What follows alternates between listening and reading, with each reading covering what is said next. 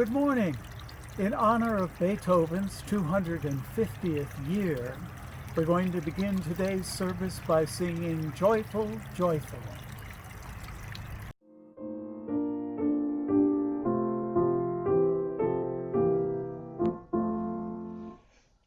Joyful, joyful, we adore thee. Earth and heaven reflect thy rays. Stars and planets sing around thee, center of unbroken praise. Field and forest, vale and mountain, blossoming meadow, flashing sea. Chanting bird and flowing fountain call us to rejoice in thee. Thou art giving and forgiving, ever blessing, ever blessed. Wellspring of the joy of living, ocean depth of happy rest. Ever singing march we onward, victors in the midst of strife. Joyful music lifts us onward in the triumph song of life.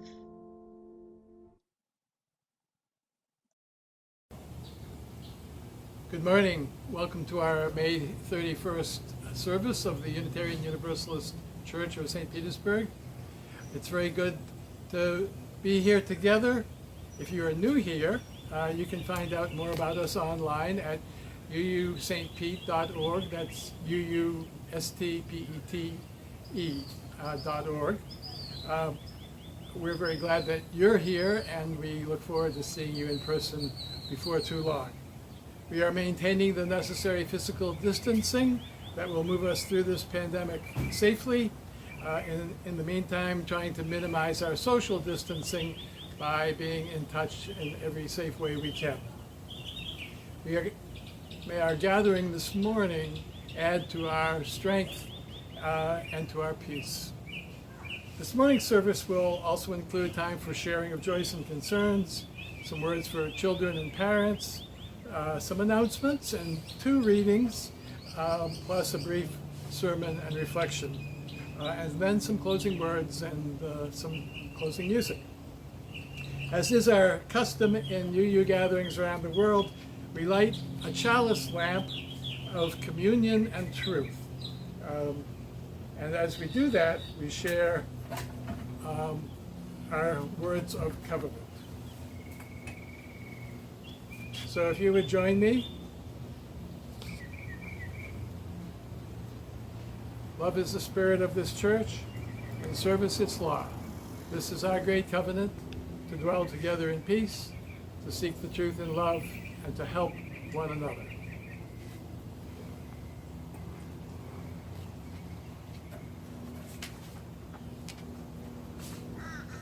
And now, if you would, let's share in some words of invocation. I hope these words are printed on your screen. If you could join with the bold print, that would be great. We stand, let me first say that this is the preamble to the Earth Charter developed by scholar Karen Armstrong and her team, and endorsed by the Unitarian Universalist Association and many other groups. Here it is.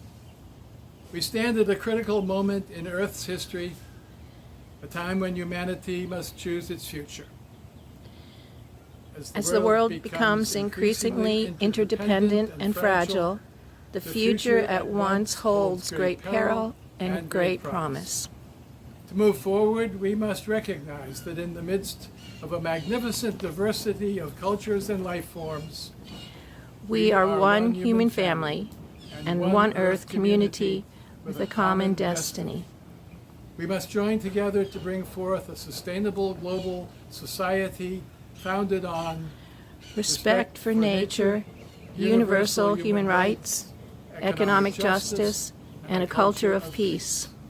Toward this end, it is imperative that we, the peoples of the earth, declare our responsibility to one another, to the greater community of life, and to future generations. Thank you. Some time for joys and concerns. I haven't actually received any direct requests for sharing of joys or concerns this week. I've heard of some people healing from surgery, others healing from surgery slower than they'd like, and some glad that surgery delayed for 2 months can and now will take place. I've heard expressions of joy from people who have found ways to help, and expressions of concern from people who haven't found a way to help. I've heard expressions of concern about the path of the American people, and I've heard expressions of joy about people who are working to shed more light on better paths. I've heard sadness from our snowbirds returned north who miss their friends and flowers here, and I've heard joy from those same snowbirds who have renewed friendships and gardens in their northern communities. Whatever joy or sadness or hope or concern is in your heart, we are with you. One very special matter of thanks as we are about to enter our last month of the church fiscal year is the superb service we have all received from the 3 members of our UU St. Pete Board of Trustees and 2 members of our Board of Endowment who in June will complete their terms and will move on to give other folks their time as you elect them, the new people, in today's annual meeting after our service. So today, so that you will have a month to share your appreciation with them, we give special recognition for their service on our Board of Trustees to past President Morgan Gresham and members Sabina von Aulich and Tom Archibald, and special recognition to Board of Endowment past Chair Darren Stowe and member Teresa Kelly. We have been honored and blessed by your service. Thank you for the advances you helped to lead that have made us increasingly better and stronger as a congregation and community. Virtual flowers to you all. Now some words to children and parents. I have 2 cats. We have 2 cats, my family does. I don't think our cats, Fiona and Max, ever wonder who they are or what they are. They know what they like, they know what they don't like, but they don't wonder why. And yet they aren't always the exact same cats. They're usually happy, except when I'm slow bringing them food. They are usually happy when I hold them and pat them. But they are very unhappy when I hold them when they see the veterinarian coming. The vet is the kind of doctor who takes care of animals. We have a very nice vet. She is super sweet to our cats, but they are afraid of her because they know she sometimes has to give them vaccinations or medicines. They don't know that it helps keep them strong and healthy. They just try to get away. And even if it's me picking them up, they'll claw and they'll bite. The cats are still the same cats, but rather than cute and cuddly, they are tough and very difficult to handle when they're mad or afraid. What to do? Dr. Hillary said, let's scruff them. You know what that means? I didn't know. What scruff them, I asked. Dr. Hillary said, you pick them up by the fold of skin and fur on the back of their necks, just like their mom cat used to do. Have you ever seen a cat carrying its kittens that way? Just like little droopy dolls. They relax right away. And when I do it, my cats relax right away and they think they're kittens again. They're different cats for just those few moments. And whenever I hold them like their mom cat held them as babies, Dr. Hillary can come close and treat them to keep them strong and healthy. And no more scratches or bites. So we all end up healthy thanks to Dr. Hillary and scruffing. Sometimes you have to know a thing or two to make everything work for everybody's good. Keep your eye out for those things and for the people who can teach us how to do them. Now, Harmony and Kelly with some announcements and some readings. Good morning, I'm Kelly. And I'm Harmony. We're at home maintaining social distancing during the COVID-19 pandemic. And are glad that we're all managing to stay connected and support each other. We all hope that you are safe and well. Please check our e-newsletters, the InfoNet, the RE Update, and our Caring and Connected for all of our online activities and more. Our church programs are still going strong virtually, but to keep our church and its efforts going strong, don't forget to send your offerings. You'll note a white circle in the upper right-hand corner of your screen with the capital letter I in it for information, or, if you will, for investment. That is where you can click and make a donation to the church this morning. We hope you will. Thank you for your support. Now I'd like to share 2 readings for this morning's service. The first is from Albert Camus' novel, The Plague. He wrote, as Dr. Roux walked along with the pleading journalist Rampart, he said, even if I give you a certificate that you don't have the plague, it won't help. Why not? Questioned Rampart, like the journalist he was. Because there are thousands of people placed, as you are, in this town, and there can't be any question of allowing them to leave it. Even supposing they haven't got the plague? That's not sufficient reason. Oh, I know it's an absurd situation, but we're all involved in it, and we've got to accept it as it is. But I don't belong here. Unfortunately, from now on, you'll belong here, like everybody else. And now, in contrast, the second reading, from poet Robert Francis. 4 tall philosophers of cedar waxwings chat on a February berry bush in sun. I am one. Such merriment and such sobriety, the small wild fruit on the tall stalk. Was this not always my true style? Above an elegance of snow, beneath a silk blue sky, a companionship of 4 birds. Can you mistake us? To sun, to feast, and to converse, and all together. For this I have abandoned all my other lives. Thank you for joining us. Now back to Pastor Jack. I'd like to talk a little bit about greater goods. Have you had the feeling during all this shutdown that the life you're living isn't yours? That you're in a story where you don't belong? You sit alone in the house, even if you have loved ones there, and you think, this isn't me, this isn't my place, this isn't my time. If you've read Albert Camus' The Plague, about an epidemic in a French Algerian city on the Mediterranean, you might remember Rambert, the journalist from Paris who gets locked down in the quarantined city. He demanded freedom to leave, arguing, I don't belong here. But the most knowing person in town, the doctor, Dr. Roux, replies, unfortunately, from now on, you'll belong here like everyone else. This seems to be a universal in the novel. Earlier in the book, even a wealthy leading citizen had been forced to recognize that the immobilizing plague had deprivileged him and made him, quote, quote, just like everybody else. He deplored being just like everybody else. But there is no argument with the plague. It is a universal death threat. And even though you don't want to be there, you belong there because you don't belong anywhere else. And the plague doesn't care about your old privileges. It's the same with COVID-19. And not to get too expansive, it was the human condition before COVID-19.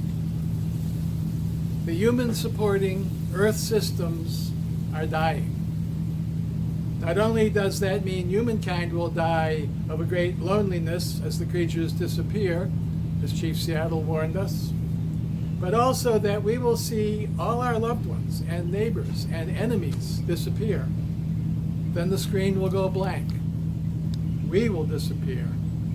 Our gravestone will read, they never understood what they were here for. They never understood how great they are or were. And even the epitaph, "Gone but not forgiven," will have no meaning, because earth will have no consciousness with which to forgive. Truth to tell, this has always been the human condition. Founder of the American Unitarian Association, Reverend William Ellery Channing, said that the uniqueness of Jesus was that he's the only person yet who has understood and fulfilled the greatness of the human spirit. I think we could add a few other ancients and some moderns. The Buddha, who also grew to understand the developmental capacities of human nature and to fulfill them.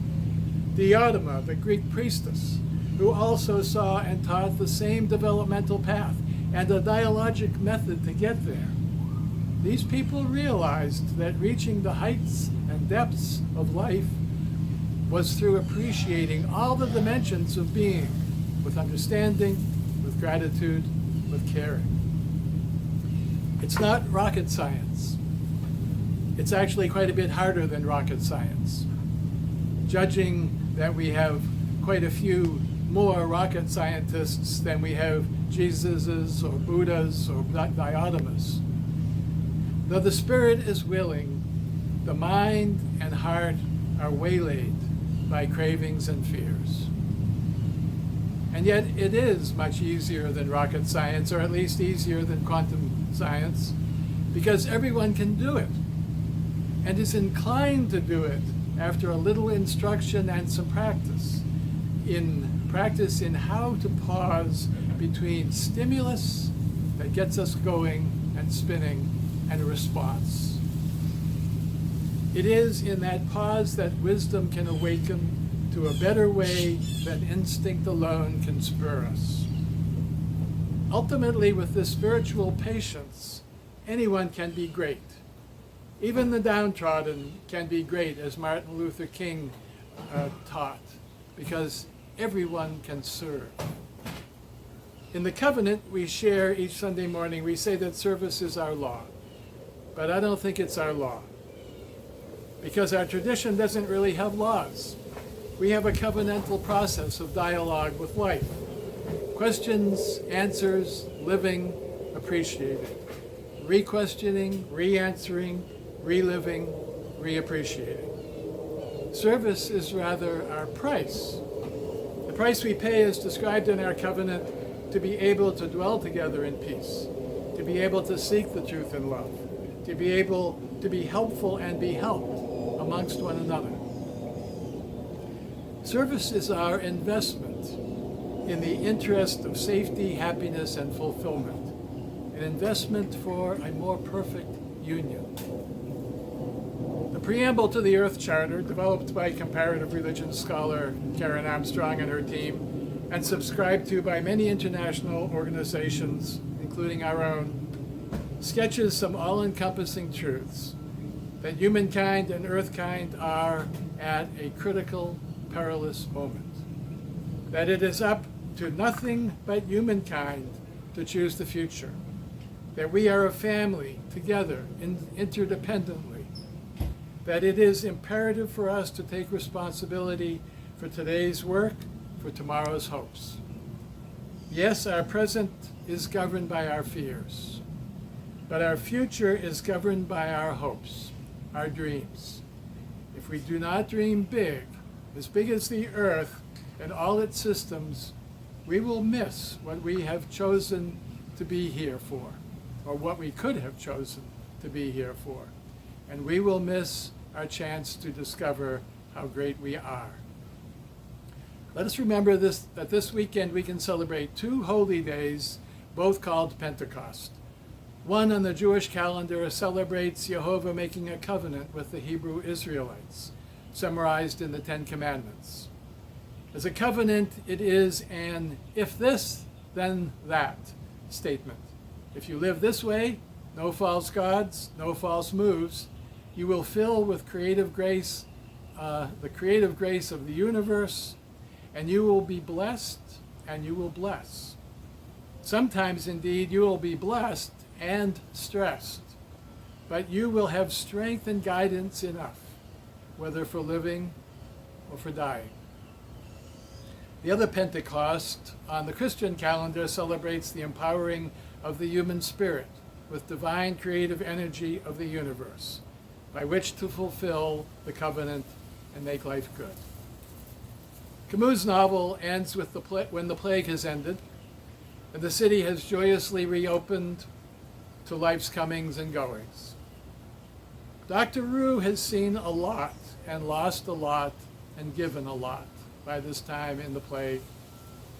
And now, as the acknowledged chronicler of events of the plague, he writes of himself, Dr. Roux resolved to write this chronicle to state quite simply that what we learn in time of pestilence is that there are more things to admire in people than to despise, who, while unable to be saints but refusing to bow down to pestilences, strive their utmost to be healers. And as Dr. Roux listened to the cries of joy rising from the newly opened city, he remembered that such joy is always imperiled, such as Pentecost, when with enlightenment consciousness opens to the fullness of life's powers and is able to pour that power through each act into the lives of all to overcome the perils threatening all. That is the Pentecost experience. And there you have fulfillment. This is you, the winged Tao philosopher, perfectly balanced on the branches of life, living your true style, unmistakably, joyously you, without any doubt that you are living your true life. You belong here. You belong here even in a time of plague, of pandemic, with more than sufficient power and potential to be fruitful and to multiply the joys of life. May we remember, life is always offering bushes and berries and companions with whom to work and eat and converse. The joy of that is the triumph song of life. L'chaim.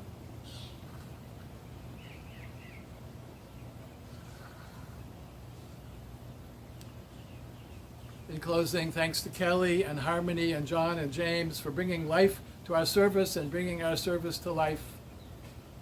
And now, before John and James sing to close our service, let me remind us all of these good words. Be safe, be patient, be creative, be brave, be communal, be caring, be well. See you soon. Call if you need some help. And we extinguish our chalice.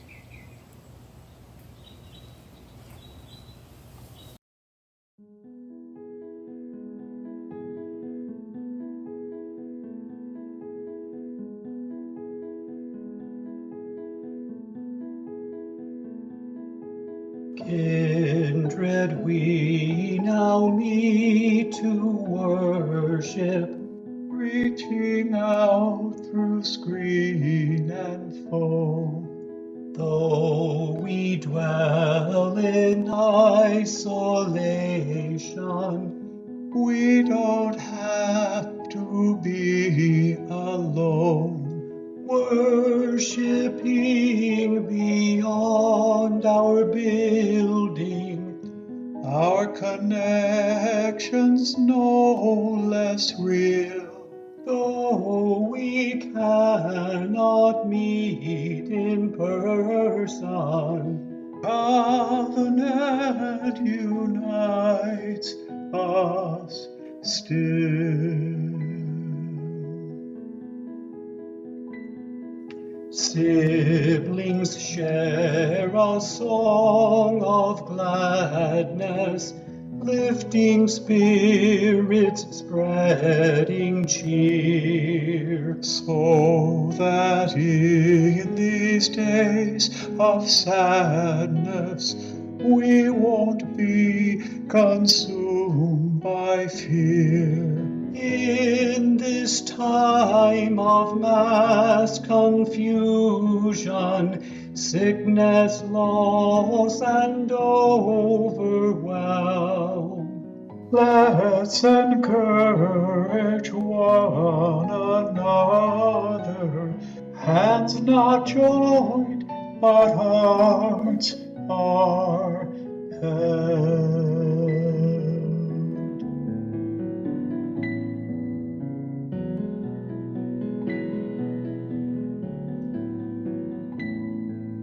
Friends, be gentle with each other. There's so much we're going through. May this be our time for healing, holding space for grieving too. Bodies, minds, and hearts are weary, anguish fills the aching soul. But we know with perseverance, broken hearts can be made whole.